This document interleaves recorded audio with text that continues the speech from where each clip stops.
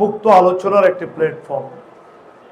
যেমনিভাবে নিজেদের মধ্যে আত্মসমালোচনা, আগামী দিনে কোনটি নিউজ আকারে প্রচার করলে জাতির জন্য উপকার হবে, কোনটি করলে সমাজ ক্ষতিগ্রস্ত হবে, সব বিষয়গুলো আজকে আপনাদের মধ্যে আলোচনায় নিয়ে এসেছেন।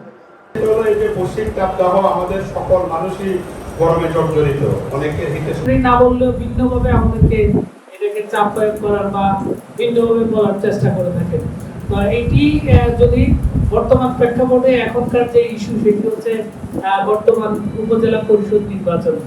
তো এই গত কয়েকদিন আগে আমার সহকর্মী শফিল্লা রিপন যে সংবাদ শিরোনামে রিপোর্টটি করেছিলেন যে এই শিরোনামের যে যথার্থতাই আসলে এখন বিরাজমান।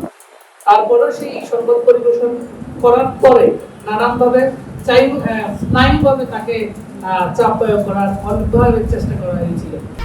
1, 2, 3 ঢাকায় জমি জিতে নিন 100% ক্যাশব্যাক সহ 20 কোটি টাকার পুরস্কার।